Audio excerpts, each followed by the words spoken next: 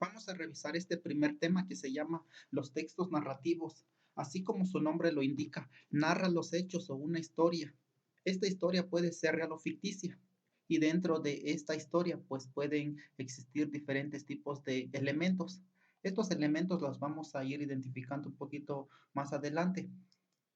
Primero, aquí tenemos los subgéneros, los dos tipos de subgéneros que se clasifican o que constituyen estos tipos de textos narrativos: el subgénero menor y el subgénero mayor. Dentro de esto o dentro de este subgénero menor tenemos la fábula, leyenda, mito y epopeya. Y aquí en los subgéneros mayores tenemos los cuentos y las novelas.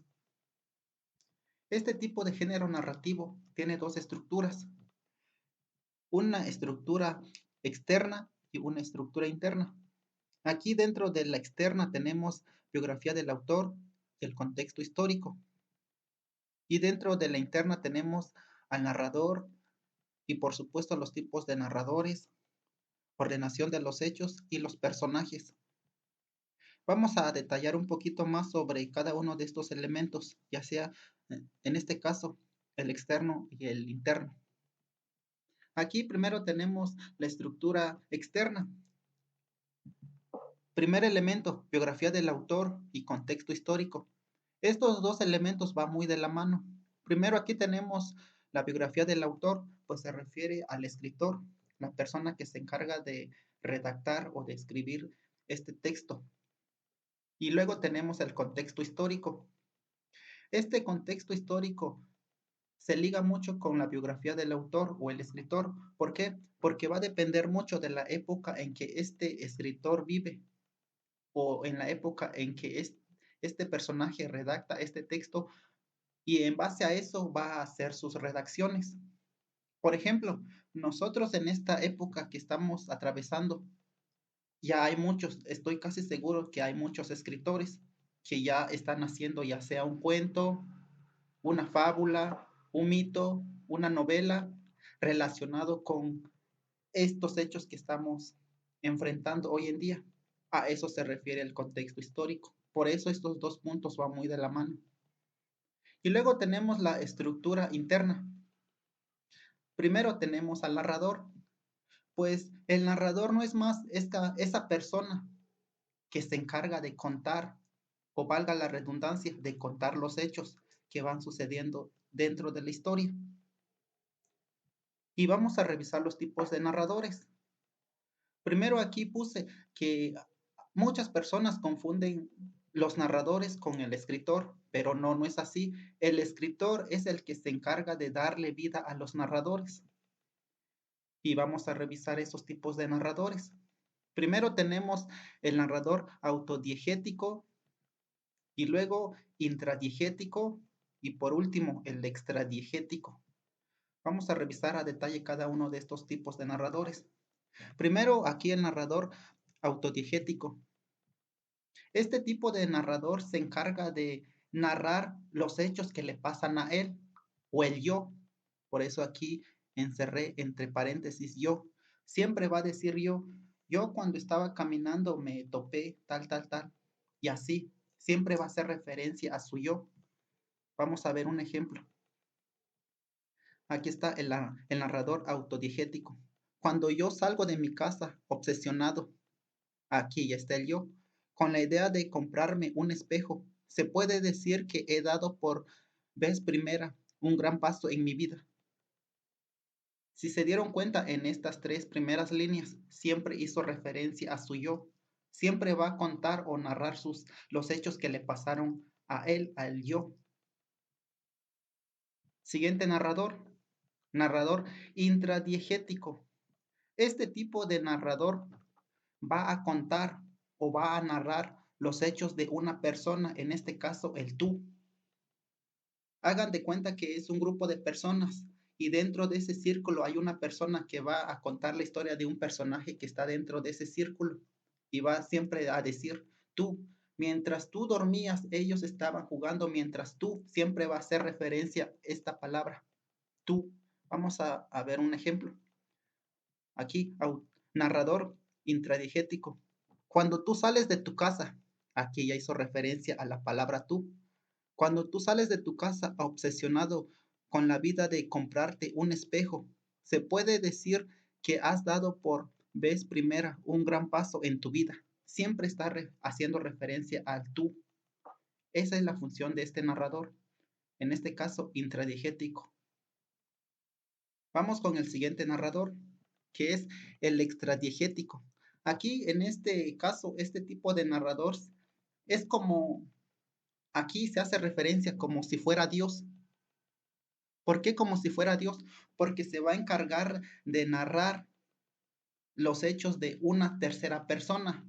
Sí, así como ustedes recordarán, las terceras personas son él o ella.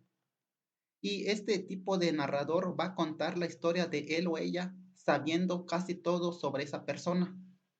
Vamos a ver un ejemplo aquí. Cuando él sale de su casa, ya hizo referencia a esa tercera persona, él, obsesionado con la idea de comprarse un espejo. Se puede decir que ha dado por vez primera un gran paso en su vida.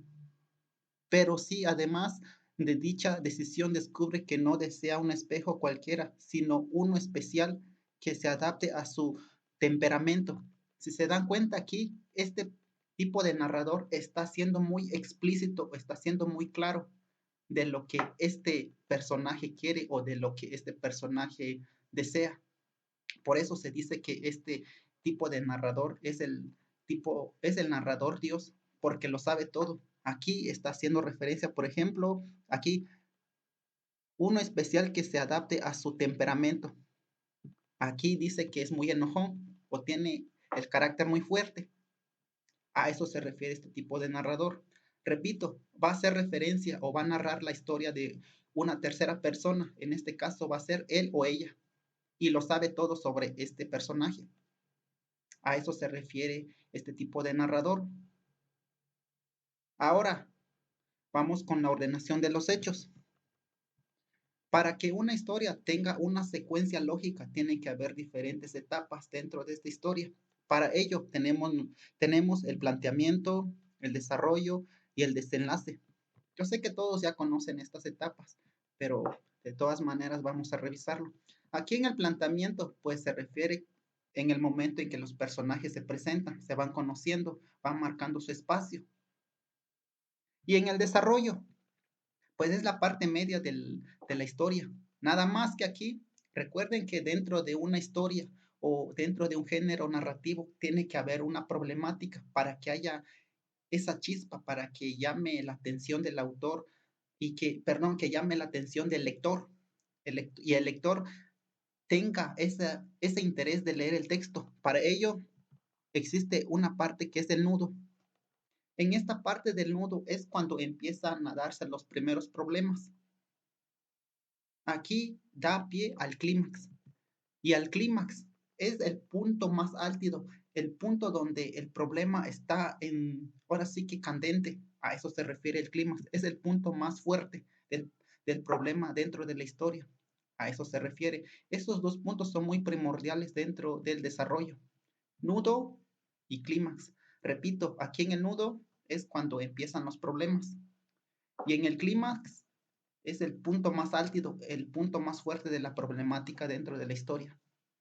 Y aquí en el desenlace, pues aquí es donde se resuelven todos los problemas. Y como último elemento tenemos los personajes.